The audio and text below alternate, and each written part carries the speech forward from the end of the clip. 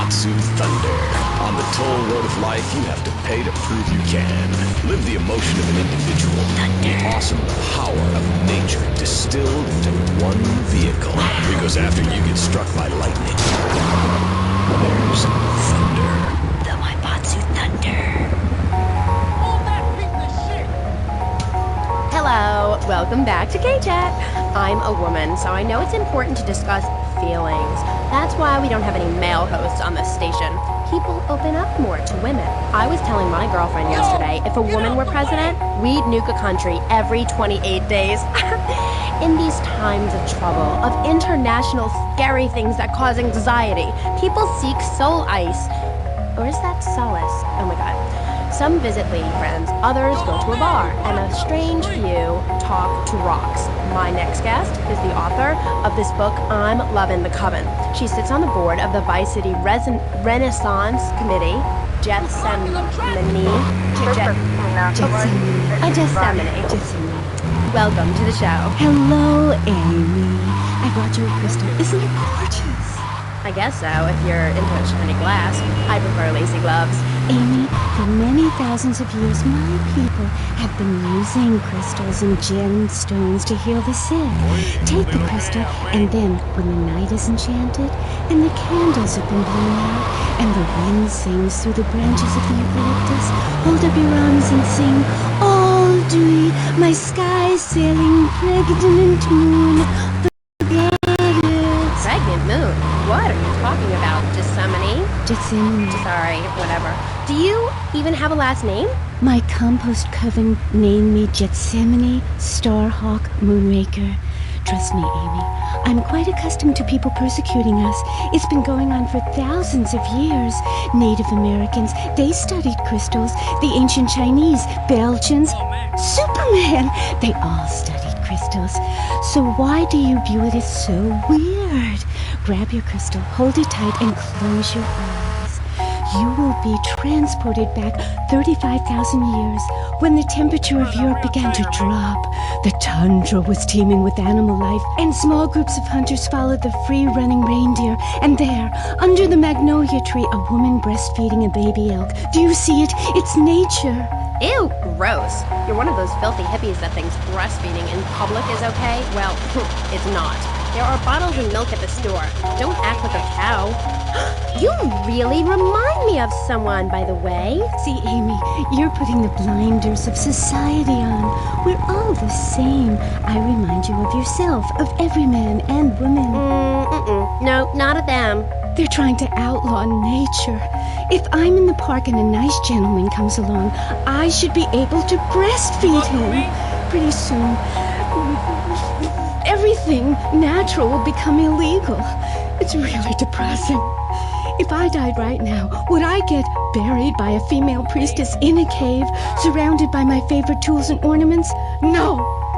There was a time when children were taught about their bodies, about the goddess lady of the mammoths, about the importance of the spiral dance clutching a bison horn under the crescent moon.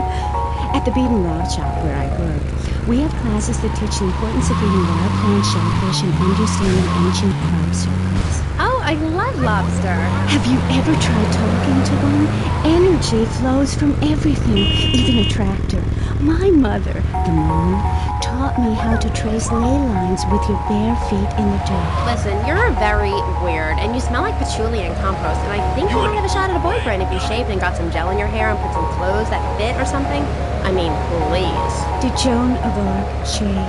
I was given this fascinating pamphlet called Caucasian Female Body Hair in American Culture. Amy, I love you like my sister, but honey, you're falling prey to a sustained marketing assault that began in 1502 to convince women that underarm and leg hair was wrong. There's nothing more natural than this enormous bush I've got growing under each arm. Having hair is natural. What's the deal with Anglo-Saxons? I mean, go to England. The women there don't shave their underarms. It's really quite attractive.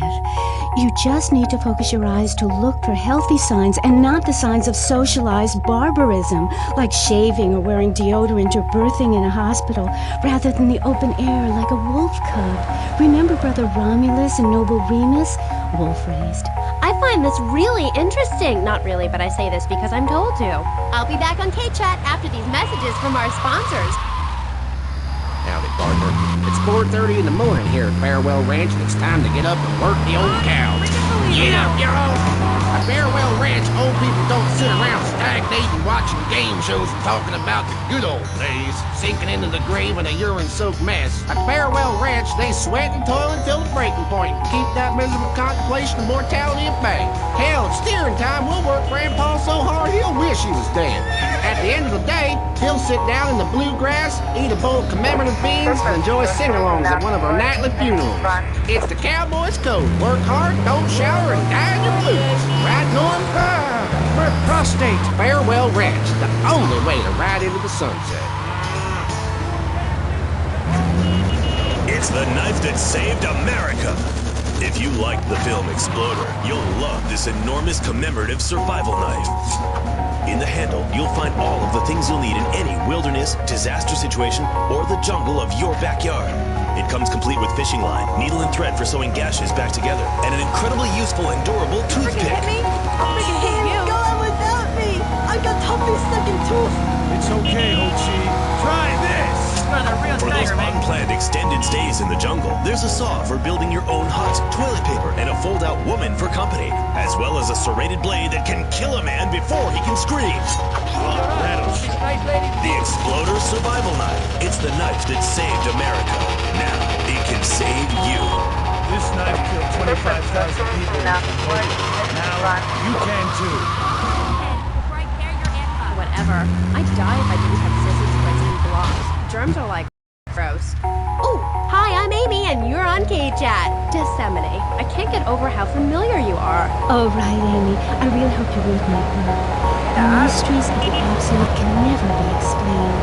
Mother Nature knows more than all of us. That's what keeps people coming back for more. People are turning into zombies. A roof separates you from the sunshine in the morning. A bed separates you from the loving earth at night. That's what's so great about learning these things. When you're no longer oppressed by the cultural pressures of making money or showering or wiping yourself after using a toilet, you can focus on the important things. Do you travel Amy? Well, I've been up north to the theme park, and last week I went to the beach. No, really travel. My coven has been meeting every Thursday, Saturday to prepare for a grand coracle journey along the same route we took when our people came from Russia and Alaska along the Bering Strait. What's a coracle? Oh, is that like a Maibatsu? I prefer American cars. No. Coracle. Cora means Arabian gazelle, which we all know was the daughter of Zeus, and Kal means gather grass and sew it together.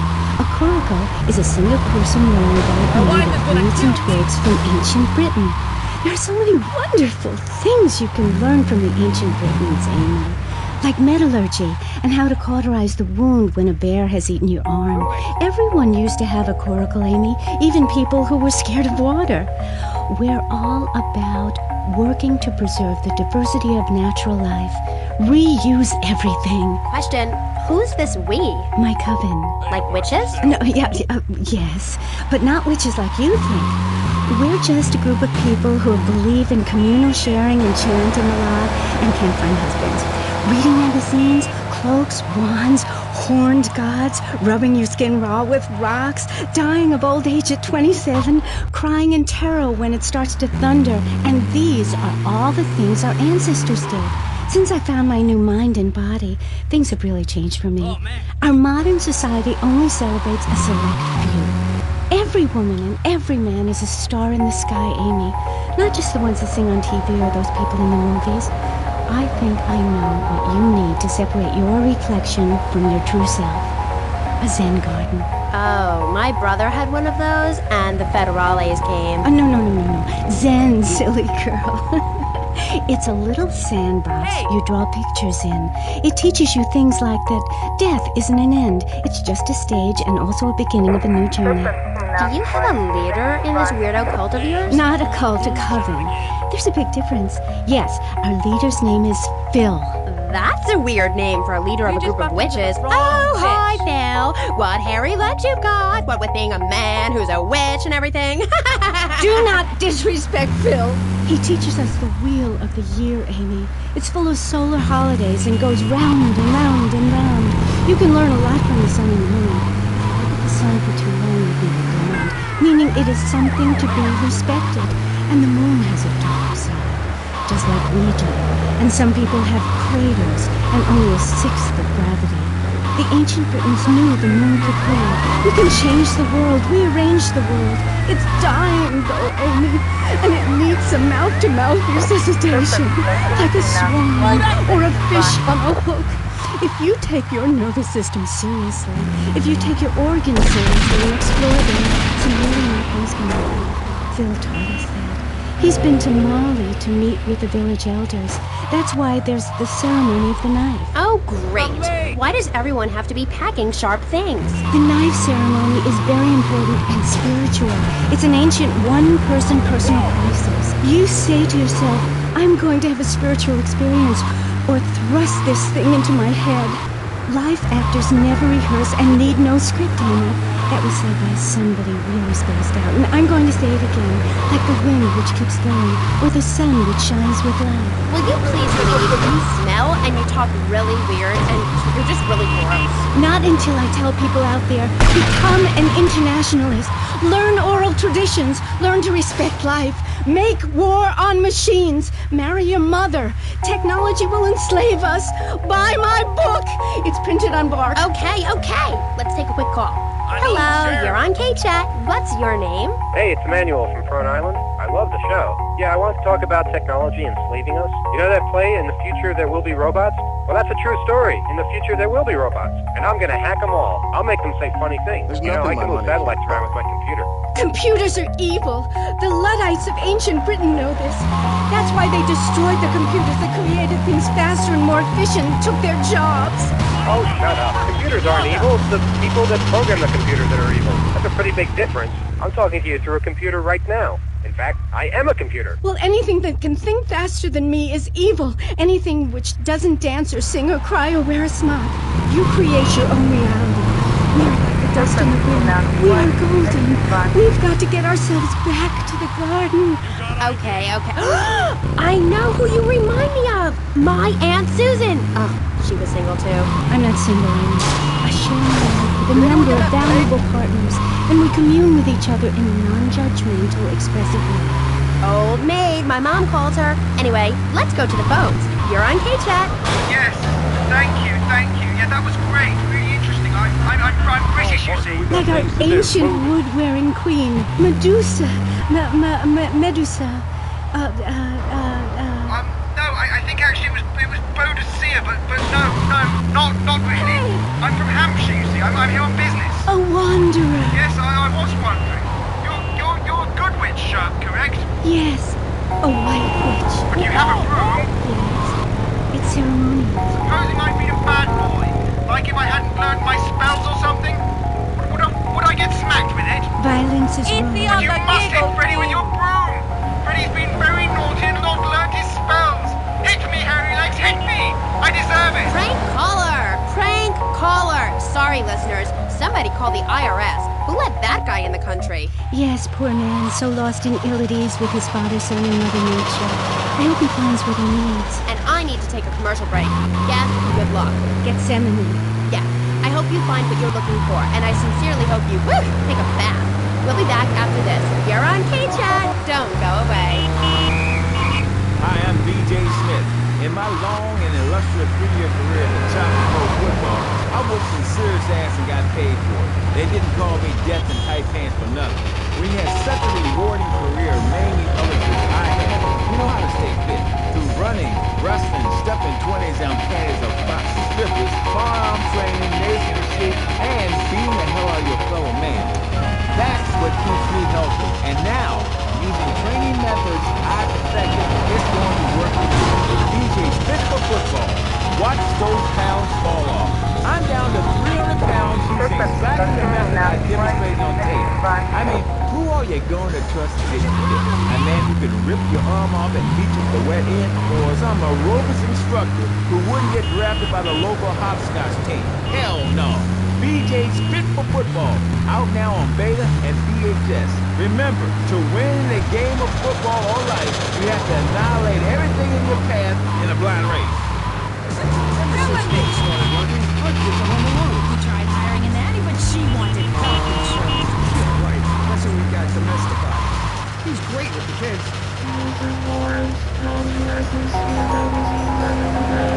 Helps us too. He's a great conversation piece at our special parties. It's like having a personalized alarm clock. It's 8 in the morning. Oh, Domestobot. It's Domestobot. He's 3 foot high. He only says 10 phrases. He's the friend you've always dreamed of. Order Domestobot today. So, welcome back and all that stuff. You're on K-Chat with me, Amy Scheckenhausen, on Vice City Station for the stars, including me. And boys, have I got a treat for you. Next up is a living legend, a man who won the World Series single-handed, known to his fans as Death in Tight Pants, and known to his enemies as, oh my god, I just got flattened by a truck. How is that fair? It's sports legend BJ Smith. So, BJ, welcome. Thanks. It's a real pleasure to be here. Oh, I know. But one thing, sweetheart, I never won the World Series. That's baseball. I played football. Yes, but it's all the same, isn't it? Football and baseball aren't the same. And one of them, you get bored during a 5-hour game. You touch yourself a lot and start a massive brawl with players who are degenerates, egomaniacs, and criminals. The other's football. Yes, but it's all the same. No, Amy, it isn't. Anyone can hit a home run. In baseball, you stand around the field, dividing your salary by 162, waiting for some action. Talk to a guy who just played an hour of football. He's been in the trenches getting Agent Orange sports drink poured all over his head to keep him from taking an innocent life. One is a game for men, the other is a game for pansies who like wearing button-down shirts. They call baseball a national pastime. If that means making $1 million by standing around all day, count me out. I'll work for my money. Yeah, BJ, just like me, I can tell you. Yo, baby, it's cool. I just want you to know what I did. I do. Jeez, get over yourself. You must have a testosterone imbalance like all those jocks who shower with other men. You can't tell me you don't look at other people's business. Baby, I played professional sports for 4 I'm a very competitive person, I grant you, but I ain't got no testosterone imbalance. With that little mustache you busting out, looks like you should be talking about some hormone problems, girl. Excuse me? What did you say? Oh, no. Damn, baby, you're so ugly you make blind kids cry. BJ, you better stop being a bully just because I'm not into the jock scene. I like sensitive guys, you know, like actors or rock stars or that kind of thing. Not some great big hulking giant that has to tell everyone how important he is. Well, I didn't realize we were trying to impress each other here, sweet thing. I was thinking we was here to discuss my new exercise video or talk about my possible comeback in professional football. Not sitting here flirting with each other. I'm a married man. I'm on my 7th. So you got a big family, all those wives. That's fantastic. Not really. You see, I really like family, especially when some show up you didn't know existed. I tell you, Father's Day, I'm scared to go to my mailbox. My big heart has caused me a lot of heartache, but when you're in the public eye, you can't always tell what people are about. BJ has met some real manipulative people. 7 wives. That's fantastic. No, I have 1 wife. I had 6 before that. So you downsized, right? Yeah, something like that. If you want to win in life, you have to change players. You can't play on the same team all the time. So, oh my god, isn't this getting intimate, BJ? I feel like we are really connecting. I like to connect too. Other men may fumble, but I go into the trenches like a dope. That's actually part of my video. What are you talking about? Well, as you know, running the ball is like making romance. And one day when I was going for a touchdown, if you know what I'm saying, I had a great idea. You see all these fitness videos on television? It's always that idiot fool in leotards prancing about, giving it the skinny thing. And I say, what is this? I mean, what in the world is this? These people ain't fit. They ain't got a clue.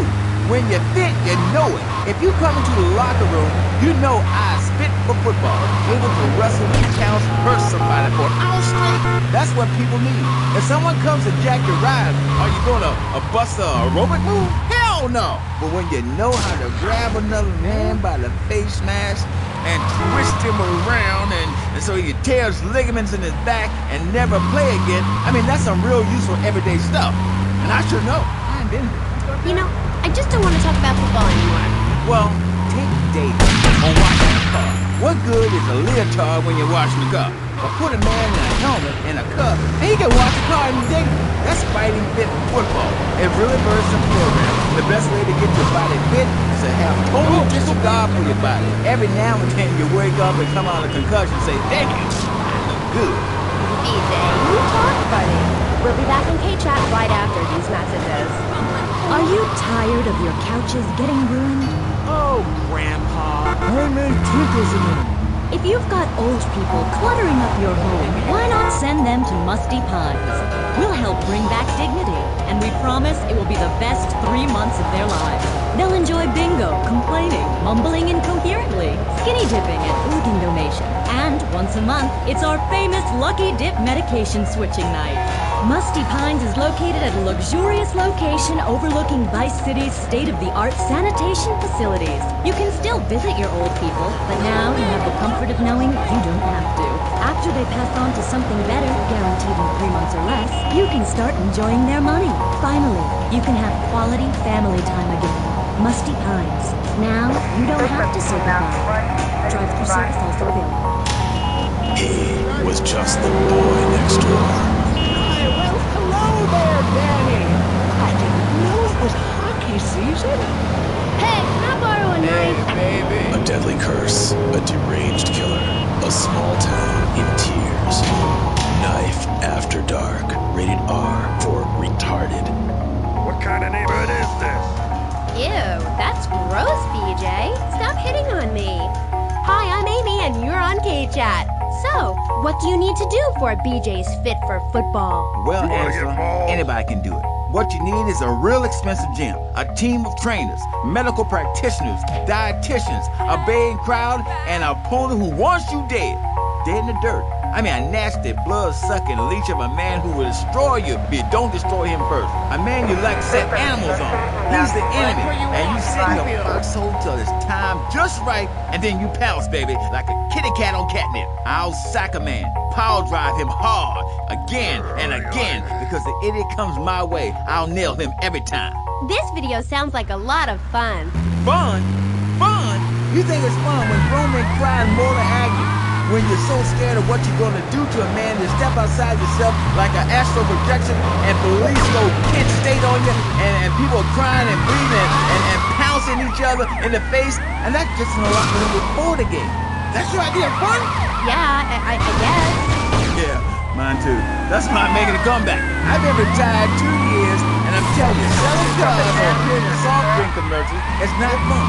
Compared to having 50,000 low IQ morons in Green Bay or Tampa or Liberty City or whatever, screaming how they want you dead just because you're playing for the Mongols. That's actualizing yourself. Wow, that sounds interesting. Tell me about it. I'm doing it. I'm vintage. Hey, wait a minute. Are you reading the book over there during this interview? No, I can hardly read. Get on with it. I'm trying to sleep. You best listen. The comeback is a real deal. B.J. Smith, 6-year Pro Bowl MVP, the man responsible for more broken bones than anyone since people had legs. I'm a physicrat. You can rip my arms off, and I'll just mold and grow new ones. Where? Right here, right now. Let's get it on. Of course. I mean, when? Soon, baby. Real soon. But hey, don't call it a comeback. Like the song said, I'll whoop your ass. And this time, I'm doing it my way. Ignorant fools that gave me nothing to work with. The owners, I mean. What owners are you talking about? The owners of the team. They gave me nothing. They're the reason my marriage failed. I worked my ass off all those years, sweating blood and puking my soul out, and they treat me like a tractor. Roll me around, treat me no better than a dog. The guys that got hurt, they never saw a penny out of those monsters. That's just like Jane. Who's Jane? My friend. She's a goth. She got sacked for wearing makeup and an I Hate Life t-shirt to work and never saw a penny. Yo, you in my way, dog! She teaches kindergarten professionally. You know, I know a lot of players who need to go back to school after they finish playing. It's a tough life and you lose something. These kids are evil little brats. Listen, are you gonna talk about your wicked friends who dress like a funeral? I thought we were here to talk about BJ Smith, and I feel alive. I mean, really alive. Ain't nothing more and bigger than holding a man's head in your hands and looking him in the eyes and saying, I can kill you in 1 second, old man. And he says, I got a wife. And you say, give me all the money in your cash register. What are you talking about? BJ, are those muscles real? That's funny you should ask, because the answer is... Yo!